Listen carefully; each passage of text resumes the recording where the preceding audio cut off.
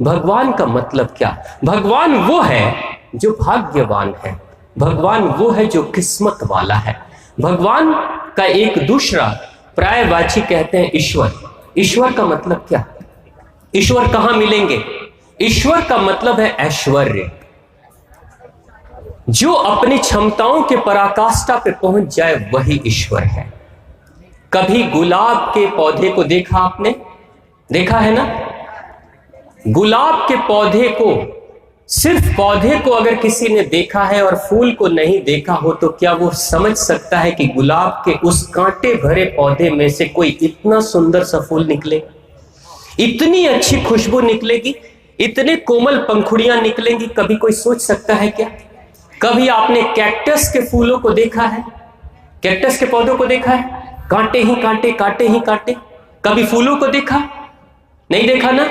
Cactus के फूल जो खिलते हैं ना, एक फूल खिलता है 1 महीने तक ताजा रहता है, इतने सुंदर फूल, लेकिन उसका शरीर कांटों से भरा हुआ है।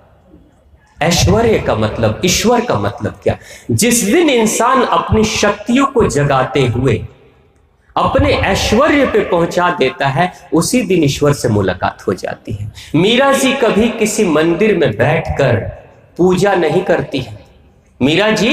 मीराबाई कभी किसी मंदिर में बैठकर श्री कृष्ण को प्रसन्न करने के लिए, खुश करने के लिए पूजा नहीं किया था उन्होंने तो सिर्फ गाया था कृष्ण के भजन को, सिर्फ गाया था कृष्ण के भजन को।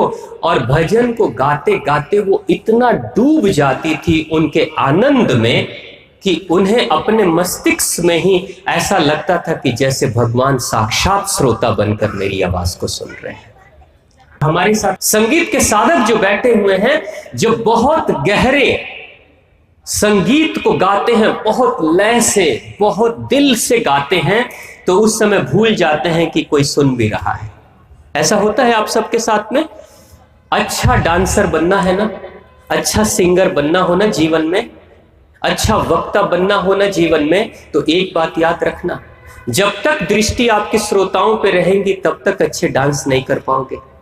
अच्छे वक्ता बनने के लिए जब तक श्रोताओं पे दृष्टि रहेगी, अच्छे वक्ता नहीं बन पाओगे। जब तक दिमाग में ये बात चलेगी कि लोग हुआ का कही, लोग क्या कह रहे हैं, कुछ मुझसे गलती तो नहीं हो रही, कोई मुझ पे हंस तो नहीं रहा है, अगर ऐसा सोचोगे तो कभी बेहतर डांसर नहीं बन पाओगे, कभी बेहतर सिंगर नहीं बन पाओगे। जब कोई बेहतर कार्य करता है अपने क्षेत्र में, जिसको महारत हासिल होती है, वो सिर्फ अपने लिए डांस करता है और अपने आप को ही दिखाता है। वही डांसर और वही दर्शक है, वही गायक है और वही श्रोता है, वही वक्ता है और वही श्रोता भी है। जिस दिन अपने अंदर अंतर्मुखी होकर अपने प्रतिभाओं को निखारने की कोशिश करोगे, उस दिन तुम्हारी जिंदगी का फूल खिलेगा, परम ऐश्वर्य को प्राप्त होगा, और वही क्षण है जो ईश्वर से तुम्हारी मुलाकात भी हो जाएगी। बोलिए भगवान श्री राम की, बाके बिहारी की, सभी गुरुजनों की।